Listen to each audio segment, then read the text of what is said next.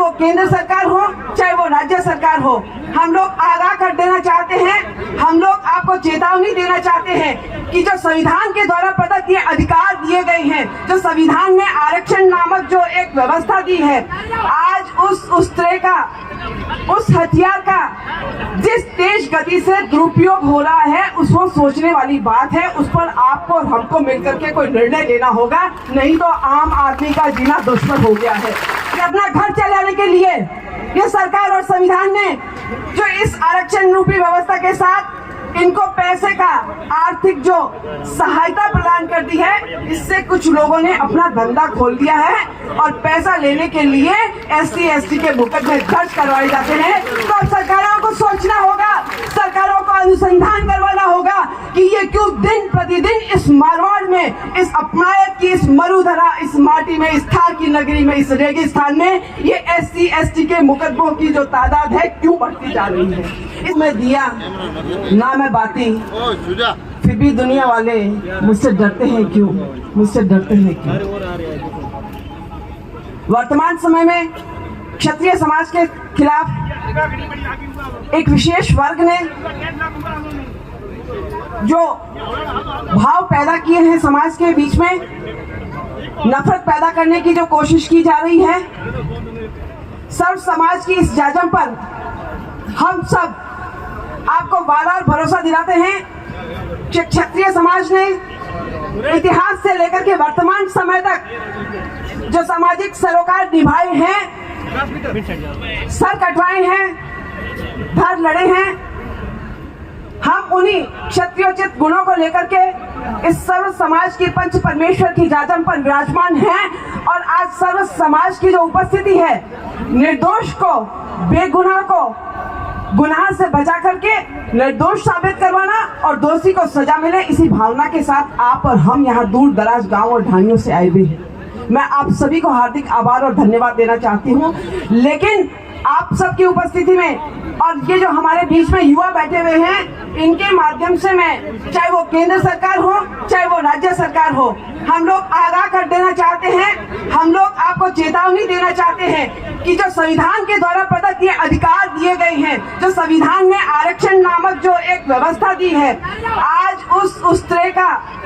उस हथियार का जिस तेज गति से दुरुपयोग हो रहा है, उसको सोचने वाली बात है। उस पर आपको और हमको मिलकर के कोई निर्णय लेना होगा, नहीं तो आम आदमी का जीना दुश्मन हो गया है। गांव में बैठे हुए जो कमजोर वर्ग है, पिछड़ा हुआ तबका है, क्या उसके सुख में हम सब भागीदार बनते हैं, लेकिन दुख के समय उसकी कोई घर में आर्थिक परेशानी है, कोई बीमारी की दिक्कत है, कोई अन्य समस्या है, क्या ये तरह कथित बड़े नेता, समाज के मुखिया उस घर में जाकर के उसकी आंसू पोंछते हैं? नहीं पोंछते हैं। ये अपना घर चलाने के लिए ये सरकार और संविधान ने जो इस आरक्षण रूपी व्यवस्था के साथ इनको पैसे का आर्थिक जो सहायता प्रदान कर दी है, इससे कुछ लोगों ने अपना धंधा खोल दिया है और पैसा लेने के लिए SC ST के मुकदमे दर्ज करवाए जाते हैं। तो अब सरकारों को सोचना होगा, सरकारों को अनुसंधान करवाना होगा कि ये क्यों दिन प्रतिदिन इस मारवाड़ में, इस अपमायत की, इस मरुधरा, इस माटी में, इस थार की नगरी में, इस रेगिस्तान में ये SC ST के मुकदमों की जो तादाद है क्यों बढ़ती जा रही है। इसकी जांच होनी चाहिए और अगर जो भी मुकदमे SC ST के झूठे पाए जाते हैं, उस संबंधित व्यक्ति से ब्याज के साथ वसूली होनी चाहिए, तब जाकर के ये हरकतें होना बंद होगी। और इसके लिए आज जो इतनी बड़ी संख्या में युवा बैठे हुए हैं, मैं आप युवाओं से कह देना चाहती हूँ, आप सबसे मैं आह्वान करती हूँ, अब आपको जागना होगा। अब आपको अधिकार, आपके मौलिक अधिकार जो संविधान ने आपको दिए हैं, कर्तव्य तो आप और हम निभा रहे हैं। क्या हमने कर्तव्य को बेहतरीन तरीके से निभाने का ठेका लिया है? क्या गर्दन हम कटवाएंगे? जब अन्याय होगा तो संरक्षण हम देंगे, लेकिन झूठे आरोप लगा करके किसी निर्दोष व्यक्ति को फंसा देना और ये समाज, ये जाति, पूरा इलाका ये चाहता है कि पुलिस प्रशासन हमारी रक्षा करे। पुलिस प्रशासन किस तरीके से रक्षा करेगा? जब पुलिस के अधिकारी दबाव में इस तरीके से काम करेंगे तो जनता को, निर्दोषियों को हमेशा फंसना होगा और जनता वो प्रताड़ना झेलेगी और जनता जनार्दन को हमेशा कष्ट और पीड़ा उठानी पड़ेगी, उन्हें न्याय नहीं मिलेगा। इसलिए पुलिस प्रशासन के द्वारा मैं सरकार तक अपनी ये बात पहुंचाना चाहती हूँ कि आज ये जो सर्व समाज यहाँ पर इस पंच परमेश्वर की जाजम पर बैठा हुआ है वो इसीलिए यहाँ पर आया है कि ये जो आरक्षण रूपी हथियार है, ये SC ST के जो कानून सरकार ने बनाए हैं, जो संविधान ने बनाए हैं,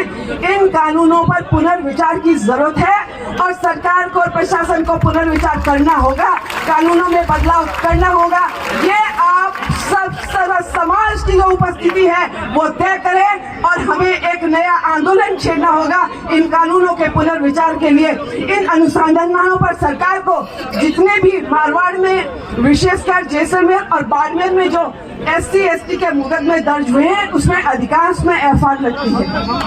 फिर भी बड़ी दुखद घटना है, जब इस पूरी प्रकरण का मैंने जगह जगह से पूछ करके आंकलन लिया तो सुनने में आया कि SP साहब ने कहा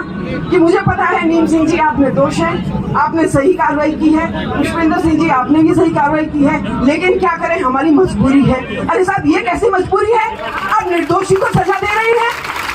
आपने उसकी 30 साल की जो बेदाग छवि है, उसकी बेदाग सेवाएं हैं, उसको आपने पनिशमेंट दे दिया। ये आपकी क्या किस तरीके का न्याय है? हम क्या उम्मीद करें कि ये पुलिस प्रशासन, ये गूंगी बहरी सरकार आपको और हमको न्याय देगी?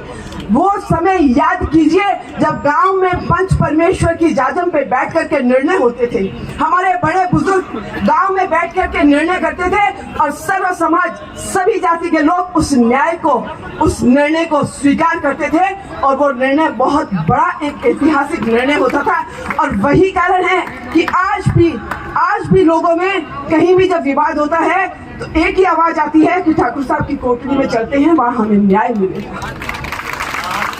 ये आज सर्व समाज की और इस रमजान के पवित्र मौके पर हाजी साहब ने जो आकर के आपकी हमारी पैठ दी है, उसने तय कर दिया है कि हम पहले भी न्याय प्रिय थे, आज भी हैं और भविष्य में भी रहेंगे। लेकिन मेरा इस मंच से पुरजोर शब्दों के साथ ये निवेदन है सरकारों से कि आप इस आरक्षण रूपी व्यवस्था और SC ST का जो कानून है इसके ऊपर पुनर्विचार करें और ये जो मुकदमा दर्ज होने पर जो कानूनी सहायता के रूप में और उनको आर्थिक जो सहायता प्रदान की जाती है उसका दुरुपयोग रोकिए, उसकी तह में जाइए, उसके पीछे अपनी जो भी, चाहे आपकी IP है, चाहे इंटेलिजेंस है, वहां से जांच करवाइए। और जो तथाकथित कुछ बड़े नेताओं ने ये जो धंधे खोल के रखे हुए हैं उसमें आप पहुंच करके इन धंधे को बंद कीजिए, ये दुकानदारियां बंद कीजिए, ताकि ये सर्व समाज एक जाजम पर सामाजिक सरोकार के साथ, अपने संस्कारों के साथ, ये सनातनी परंपरा है। एक गांव में जो 36 कौम मिलकर के रहती है, हमारे पूर्वजों ने सभी जातियों को गांव में एक जाजम पर बैठने का जो हौसला और विश्वास दिलाया था, उसी हौसले को बनाए रखना है। उस हमारी सामाजिक सरोकार निभाने की परंपराओं को, हमारे संस्कारों को, हमारे सनातनी जो धर्म है उसको निभाने के लिए जरूरत है। आपका, हमका ये जितना आज जोश और जुनून है, इस जोश और जुनून के साथ मैं युवाओं से कहना चाहती हूँ, आपका अनुशासन, आपकी कर्मठता, और भगवान कृष्ण ने कहा है बिना किसी भाव के, बिना किसी वैमनस्यता के आप अपना कर्म कीजिए, फल आपको जरूर मिलेगा। आप सभी ने यहाँ पधार करके आज न्याय के लिए जो